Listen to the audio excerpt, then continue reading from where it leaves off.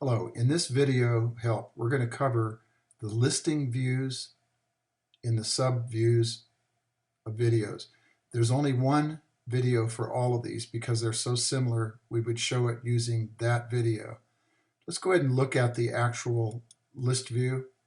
In this case, this list view is each one of the individual clients from the booking screen.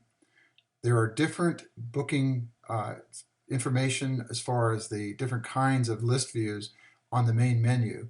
If you access any one of those, you use the icon at the end of the row for the one you want to view.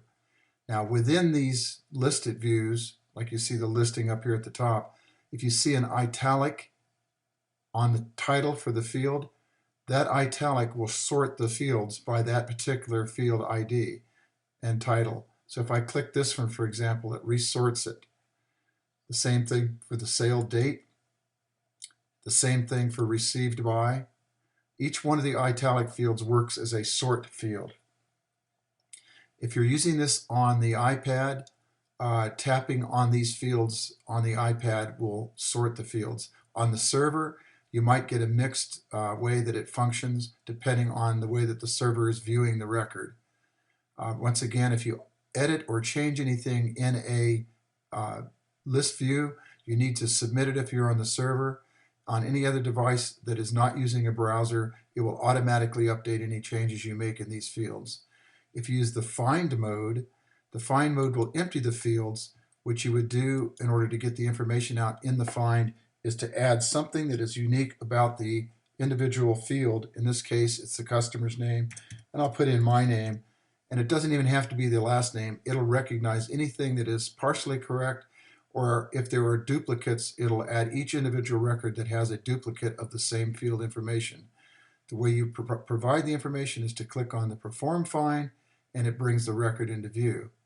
Once you have completed the search and you have an individual record or a group, you need to click on the Show All Records button to return all the records when you're done printing or reviewing the data.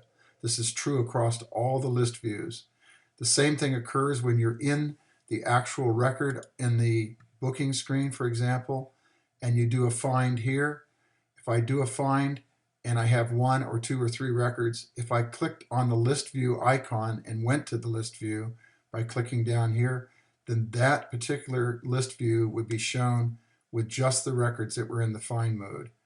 There's another list view for the booking date.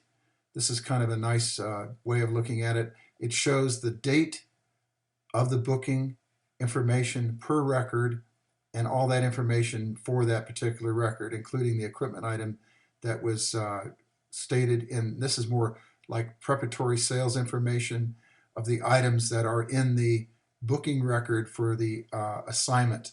So this gives you some information as far as the individuals. You can do a find again. When you're doing it in this screen, when you go to find mode, the top level information will disappear, and you have to use the subfields down here at the bottom in order to create the item that you're looking for. You can also do it by type of business or company or equipment, in this case the serial number. Now one of the things I'm going to point out is that when we get to the equipment record, this may be also a part number, and I'll explain that when we get to the equipment record.